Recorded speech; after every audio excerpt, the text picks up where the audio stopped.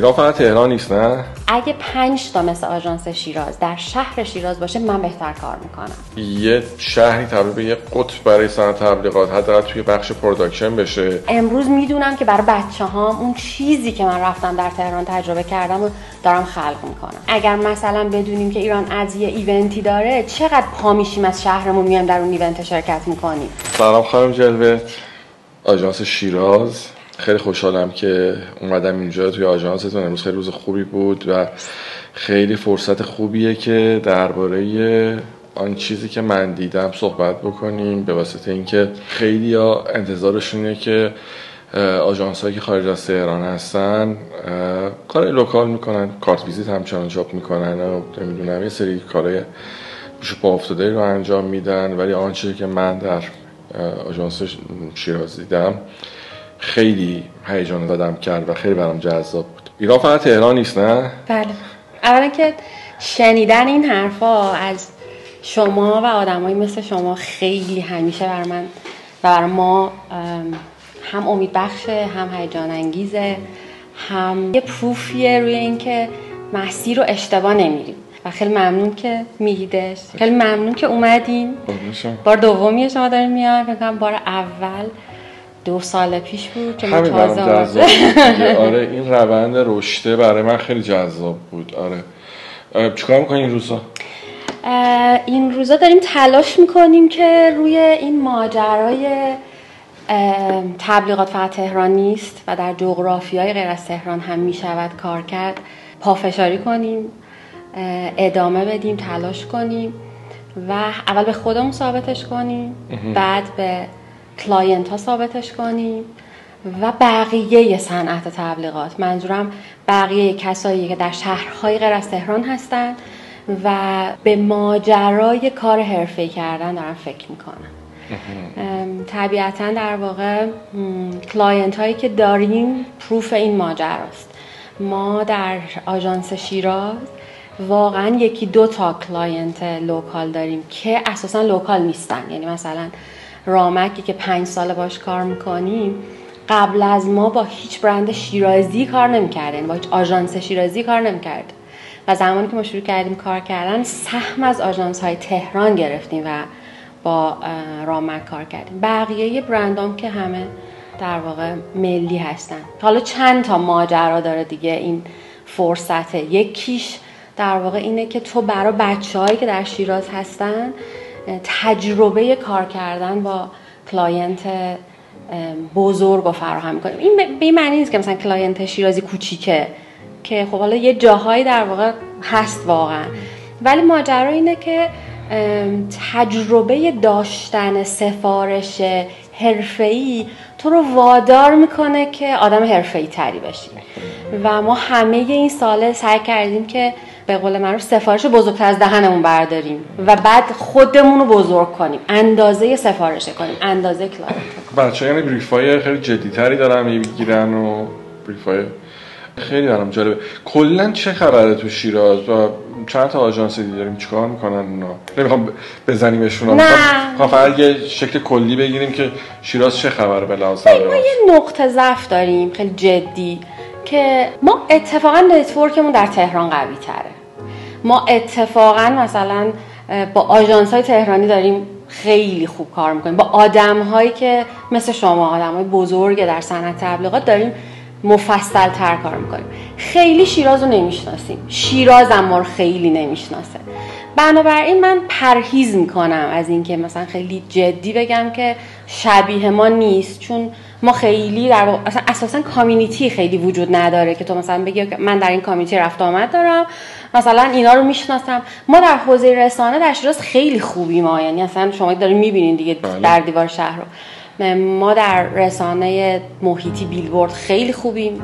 اون کسی که من هنوز نمیدونم کیه که داره اتوبوس میفروشه خیلی خوب داره میفروشه، ولی کسی که در واقع بیاد تو حوزه کریتیو کار کنه، حوزه کانتنت کار بکنه، ما خیلی نمیشناسیم. و یه اتفاق بامزه که افتاده توی این چند ساله برای شیراز این بوده که ما خیلی از جامعه تبلیغاتی حمایت شدیم، خیلی به طرز غریب و به طرز امیدوار کننده جذابی هم آژانس های در واقع تهران ما رو حمایت کردن، یعنی مثلا هر وقت صداشون کردی اومدن و ورکشاپ گذاشتن و همراهمون بودن، هم کسایی که به شکل فریلنسری کار میکردن. من فقط زنگ زدم گفتم مثلا آقای مرکویی میاین، بعد ازم پرسیدین کی و دیتیل دیگه ما با هم دیگه رد و بدل نکردیم.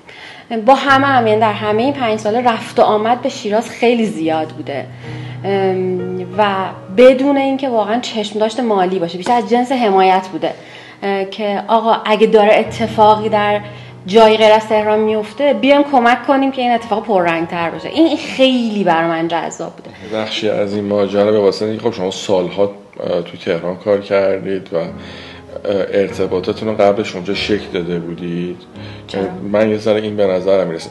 ولی یه نکته‌ای که شاید مثلا کار یه سری از بچه‌ها که از اینجا شروع کردن کار آژانسی یکشون سخت‌تر باشه دیگه بخوان این کار انجام بدن. ولی چیزی گفتید در مورد آموزش برای من جالب بود. وضعیت آموزش تبلیغات بازاری بود چطوریه توی شیراز؟ ببین دو تا الان موضوع اشاره کردیم. من اول ماجرای نتورکر رو بگم که بله طبیعتاً در واقع اگر اون نتورک شکل نگرفته بود، اون ارتباطا نبود، کار ما خیلی سخت‌تر میشد. ولی ماجرا باز دوباره اینه که ماهایی که در شهرستان هستیم چقدر در این نتورک خودمون رو وارد میکنیم. یعنی اگر مثلا بدونیم که ایران از یه ایونتی داره چقدر پا میشیم از شهرمون میایم در اون ایونت شرکت میکنیم. اگر مثلا بدونیم که چه میدونم فلان ایونت آموزشی هست ماها چقدر میریم و به نظر می رفت و آمده حتما این نتورک رو شکل میده و آدم‌ها از ما میشنون و چقدر ما واقعا مثلا در سوشال مدیا هامون کانتنت درست میکنیم. اصلا چقدر خبر داریم که ایران عکس چیکار داره میکنه، ماکان مهرپور کیه که دعوتش کنیم و این ارتباطه رو شکل بدیم. اینم به نظر نکته مهمیه. بله بودن من در تهران این ماجرا خیلی مثل شورتکات بوده، ولی لزوما هم بچه‌هایی که در شهرهای دیگه هستن این کارا رو نمی‌کنن، این رفت و آمده رو در واقع شکل نمیدن. آره یه ذره با تاسف این ماجرا، یعنی من یه وقتی می‌بینم قبلا یه ذره بهتر بود. من نمی‌دونم این بازه کرونا اصلا انگار که کل لایف استایل رو عوض کرد. قبلا ما بچه‌ها رو از شهرهای مختلف داشتیم، میزبانشون بودیم خیلی وقتا، ولی الان دیگه خیلی کم شده متاسفم. یا میاد خبر نمیدم، نمیدونم. نه فکر کنم که کمه. فکر میکنم که کمه. از جنس آموزش هم واقعیت ماجرا تو خود تهران هم آموزش حرفه‌ای تبلیغات شاید به اون اندازه که مورد نیاز نیست. خب طبیعتاً در واقع در شیراز هم خیلی کمتره دیگه. یعنی تو یه بانی باید داشته باشی دیگه، یه گروهی باید این رو برنامه‌ریزی کنن و بعد اجراش کنن. مثلا خود ما این شکلیه که طبیعتاً این با من آنایتا جلوه و تیمم در شیراز که آموزش شکل داده نمیشه. منم کمک میگیرم، یعنی از آدم‌های مختلفی که خب در تهران میشناسمشون کمک میگیرم که بیان این آموزش ها رو شکل بدن. و بازم از یه حیثی من همیشه میگم مثل جریان مرغ و تخم مرغ دیگه، کلاینته که آژانسو باعث پیشرفتش میشه و سرویس خوبه که باعث میشه که تو کلاینت رو ببری به سمت این که دلگرمش بکنی و اینکه یه کارایی رو انجام بده. و احتمالا حلقه گم شده اون آموزش است. من چی میدونم و چی دارم که دلیورش بکنم و واقعا کمه، یعنی خیلی به ندرته. و جالب اینجاست که مثلا ما اتاکو فکر کنم 4-5 ماه شروع کردیم، هی داره این بین خود بچهای شیراز دهن به دهن میشه و انگار که متقاضیه داره بیشتر میشه و ما فکر میکردیم که ممکنه آدما خیلی هم اتفاقا مشتاق یادگیری نباشن، ولی داره بهمون ثابت میشه که نه اینجوری هم نیست.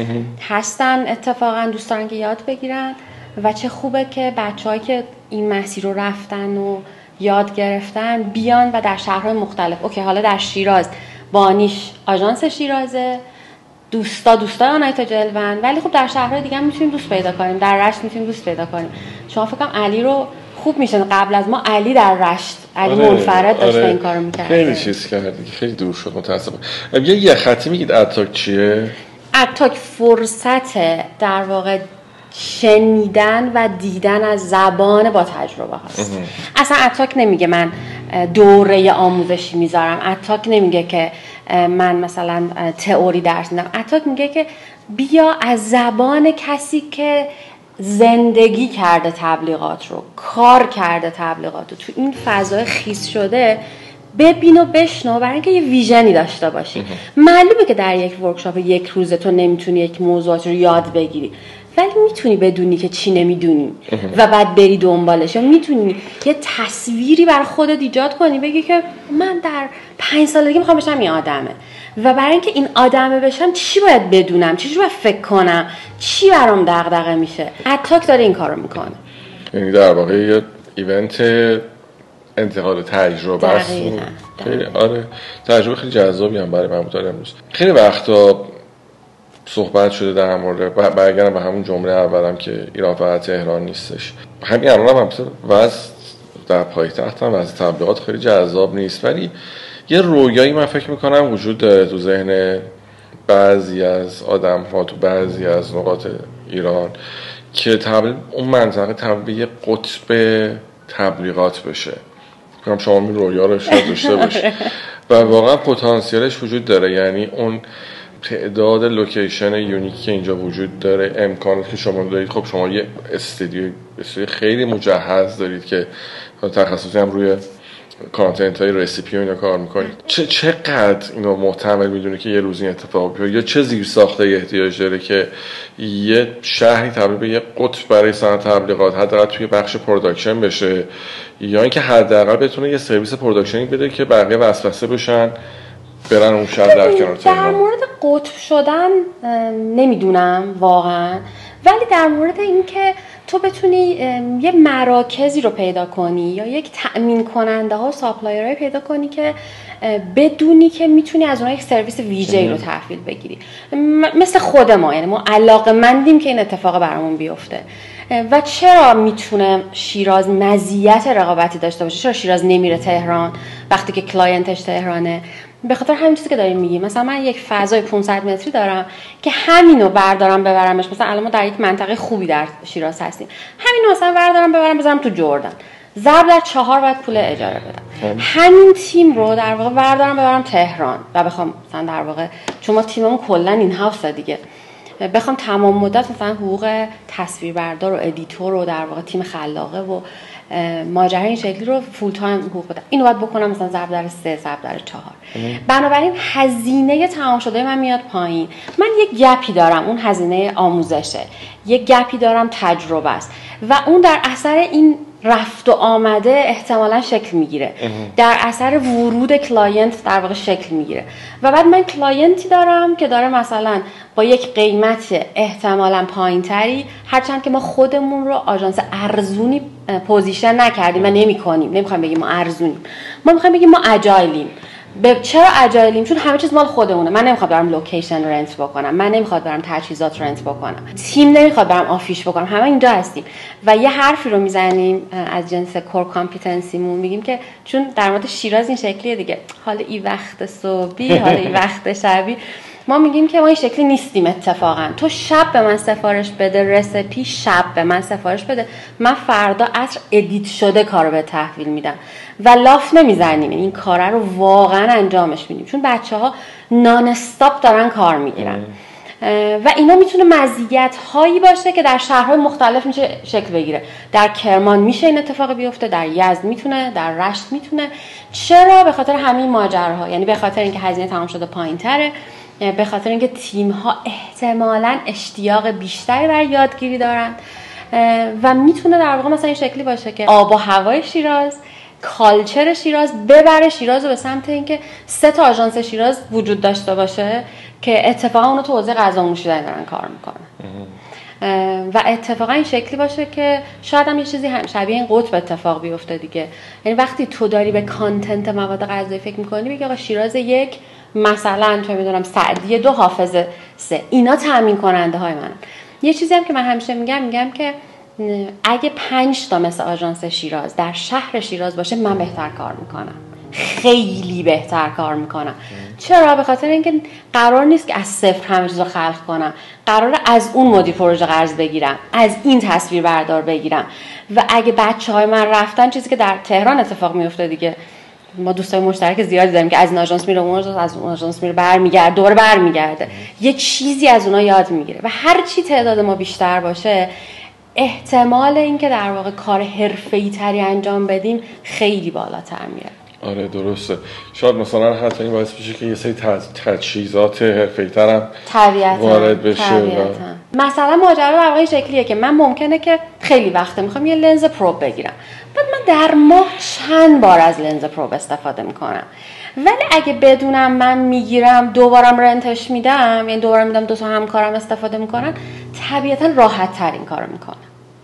و میگم هر چی که ما بزرگتر بشیم و تعدادمون بیشتر بشه، واقعیت اینه که به نفعمونه. خیلی هم عالی.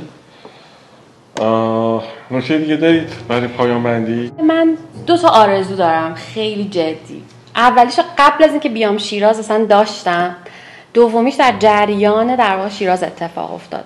فکر کنم با هم راجبش حرف زده بودیم قبل از اینکه من بیام شیراز. و اینکه من دارم میگم که چرا شیراز مثل کن نشه؟ چرا جشنواره تبلیغات در شیراز شکل نگیره؟